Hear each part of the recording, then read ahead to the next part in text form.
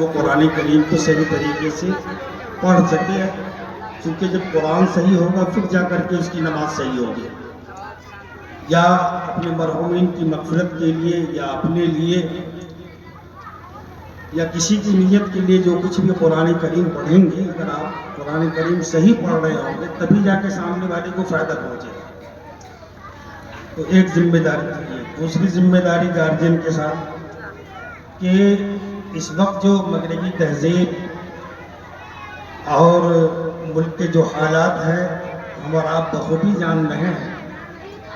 کہ ملک کے حالات اچھے نہیں ہیں۔ پوری دنیا مل کر کے مسلمانوں کو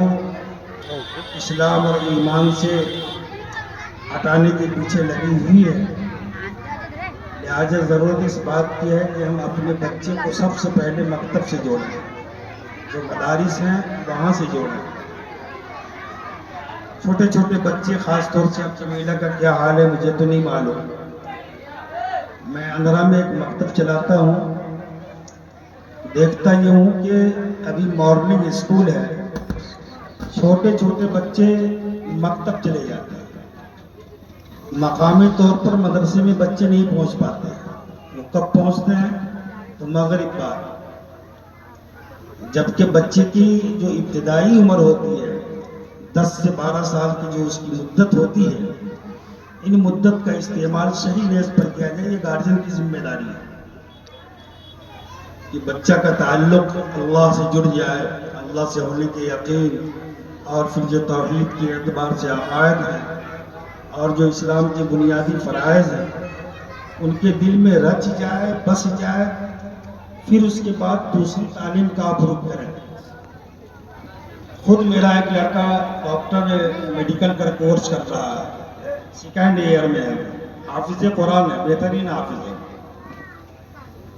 اس طرح سے دوسرا لڑکا ہے، تیسرا لڑکا ہے، وہ سب حافظ ہے، پھر میں اس کے اسکول میں ڈالا ہوں۔ آدمی تھوڑی سی فکر لے لے تو کوئی بڑا مسئلہ نہیں ہے، یہ فکر کرنے کی ضرورت ہے۔ بچی بھی ہے، اس کو بھی میں اعلیٰ تعلیم دلوا رہا ہوں، میں تو شاہین میں کہیں ہے تو کہیں ہے، 8 بچے ہیں، سب کو پڑھا رہا ہوں میں اور حیفہ کی تعلیم دے رہا ہوں۔ لیکن میں نے شروع میں ابھی میں ایک بچے کا ابھی ڈالا ہوں ایک اسکول میں، 11 سال کی عمر ہو گئی، کبھی مکتب نہیں جانے دیا، کیونکہ بچپنا جو ہے وہ کمپیوٹر ہوتا ہے، اس کو دینی ماحول میں بچے کو رکھا جائے تاکہ اس کا عقیدہ مضبوط ہو جائے، اس کا ایمان مضبوط ہو جائے، پھر جا کر کے دوسری تعلیم کی طرف آپ رخ کریں۔ آقا مدنی صلی اللہ علیہ وسلم کی وہ حدیث کسی بھی ڈاکٹر، انجینئر یا کسی بھی اعلیٰ عہدہ کے لیے تعریف تو نہیں کی ہے، لیکن آپ صلی اللہ علیہ وسلم نے منع بھی نہیں کیا کیونکہ وہ ضرورت میں شامل ہے۔ لیکن قرآن کریم کے تعلق سے آپ نے یہ فرمایا کہ تم میں سب سے بہتر وہ ہے جو قرآن سیکھتا ہے اور دوسرے کو سکھاتا ہے۔ معلوم یہ ہوا کہ جو آدمی قرآن سیکھتا ہے اور دوسروں کو سکھاتا ہے، دنیا میں کوئی بھی اعلیٰ تعلیم حاصل کرنے والا کیوں نہ ہو اس کا مقابلہ نہیں کر سکتا، چونکہ آقا مدنی صلی اللہ علیہ وسلم نے اس کی تعریف کی۔ آج ہمارے معاشرے میں کیا ہے کہ اگر کوئی ڈاکٹر، انجینئر یا کوئی IAS بن کے آ جاتا ہے اور ہم دالان پہ کھڑے ہوتے ہیں تو ہماری یہ حالت ہوتی ہے کہ اٹھ کے ہم کھڑے ہو جاتے ہیں، کیا ہوا بھائی؟ تو مولانا صاحب نہیں جانتے ہیں یہ ڈاکٹر صاحب ہیں، یہ انجینئر صاحب ہیں، لیکن اگر کوئی حافظ قرآن آ تو کیا اس کا چرچا کرتے ہیں۔ یہ آپ کو ایک واقعہ بتا کے میں بات ختم کر دیتا ہوں، میں تفصیل کا وقت نہیں، جنازے میں جانا ہے۔ مدینہ منورہ میں ایک شخص کا انتقال ہو گیا، کئی سال گزر گئے، اتفاق سے 10 سال 15 سال کا جب عرصہ گزر گیا تو کسی وجہ سے اس کے قبر کھودنے کی نوبت آ گئی۔ تو جب لوگوں نے ان کے قبر کو کھودا تو دیکھا وہ دکھائی اس طرح دے رہا تھا کہ جیسے ابھی دفن کیا گیا۔ یہ بات تو طے ہے کہ ہم مٹی قبر میں جو کسی کو ڈالا جاتا ہے تو اس سے پہلے قرآن کی جو آیت ہے وہ پڑھی جاتی ہے۔ تو جب ہماری موت ہو جاتی ہے اور لوگ قبر میں ڈال دیتے ہیں تو ہم مٹی ہو جاتے ہیں، سڑ گل جاتے ہیں، الا ماشاء اللہ جو شہداء ہیں یا جو انبیاء ہیں ان کے ساتھ الگ معاملہ ہوتا ہے، لیکن عام طور سے جسم مٹی ہو جاتی ہے، سڑ گل جاتی ہے۔ تو چونکہ 15 سال گزر جانے کے بعد اس کے قبر کو کھودا گیا، لوگوں نے دیکھا کہ آج ہی دفن کیا گیا ہے، تو یہ ایک چرچے کا موضوع بن گیا، اور تحقیق کے لیے کچھ لوگ اس کے گھر پہ پہنچے اور ان کے گھر کے جو ان کے بڑے لڑکے تھے ان سے پوچھا کہ بھئی تم اپنے ابا کا کوئی عمل بتاؤ، اس لیے کہ مرنے کے بعد تو آدمی مٹی ہو جاتا ہے، لیکن ہم نے دیکھا کہ جیسے ابھی دفن کیا گیا ہو، تو ظاہر بات ہے کہ اس طرح کا معاملہ اللہ تعالیٰ ایسے لوگوں کے ساتھ کرتے ہیں جو اللہ کے ولی ہو۔ تو ان کے لڑکے نے کہا کہ نہیں، میرے ابو کے اندر کوئی خاص ایسا عمل تو ہم نے نہیں دیکھا،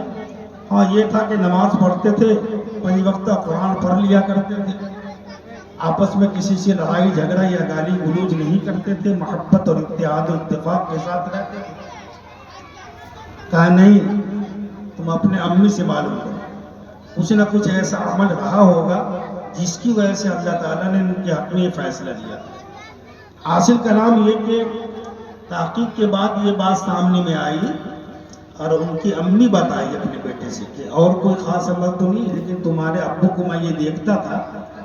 کہ اگر وہ پیر پھیلا کر کے بیٹھے ہوئے ہیں اور اگر کوئی حافظ قرآن ان کے سامنے میں آ جاتا تو وہ پیر کو سمیٹ لیتے تھے، اس لیے کہ قرآن کریم تو اللہ کا کلام ہے،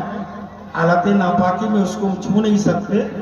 حالت جنم میں اس کو ہم پڑھ بھی نہیں سکتے، اور بہرحال اس کی ہر ممکن اس کی تعظیم ہمارے لیے واجب اور ضروری ہے۔ تو اب یہ آدمی جب کسی حافظ قرآن کو دیکھتے تو اور اگر پیر پھیلا کے بیٹھے رہتے اور سامنے میں کوئی حافظ آ جاتا تو پیر کو سمیٹ لیتے اور اپنے آپ سے کہتے کہ ان کے سینہ میں قرآن ہے اور قرآن کریم کی طرف پیر تو پھیلایا نہیں جاتا، یہ تو گناہ ہے۔ تو پھر لوگوں نے کہا کہ او اچھا یہ عمل، تو اس عمل کی بنیاد پر اللہ تعالیٰ نے ان کو شہداء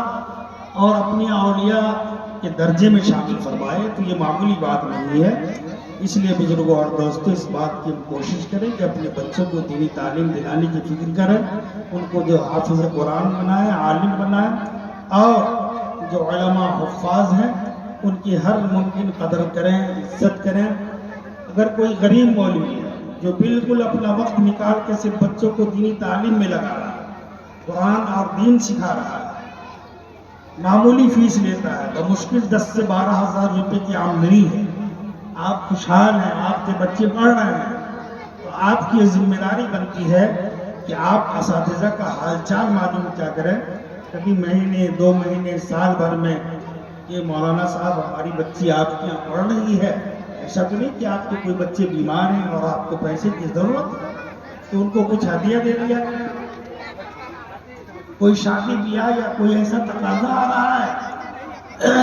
اس میں اس کی مدد کر دی جائے۔ ان جذبات کے ساتھ جب آپ خدمت کریں گے تو اللہ تعالیٰ کے یہاں آپ کو دنیاوی ترقی بھی ملے گی اور آخرت کی بھی ترقی ملے گی۔ اللہ تعالیٰ ہمیں عمل کرنے کی توفیق نصیب فرمائے۔ جاؤ بچے تم کامیاب ہو۔ اب یہ ہے کہ زندگی میں قرآن کے احکام پر عمل کرنا، تاکہ اپنے لیے بھی، اپنے ماں باپ کے لیے بھی،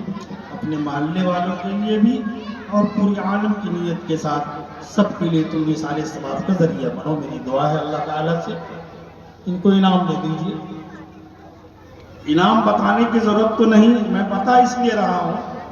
یہ جذبہ پیدا کیجیے، حالانکہ اس مدرسے سے کوئی تعلق نہیں ہے۔ جب مجھ سے اس نے کہا کہ ہمارے مدرسے میں ایک بچی حافظہ ہوئی ہے تو میں کہا آ رہا ہوں، اور میں ایک بیگ لیا ابھی مارکیٹ میں، ایک سوٹ لیا، ایک نقاب لیا، پھر اس کے بعد یہ قرآن کریم بھی لیا، پھر ایک 1100 روپے بھی اس میں ڈال دیا۔ بڑا مقام ہے، یہ معمولی بات نہیں ہے۔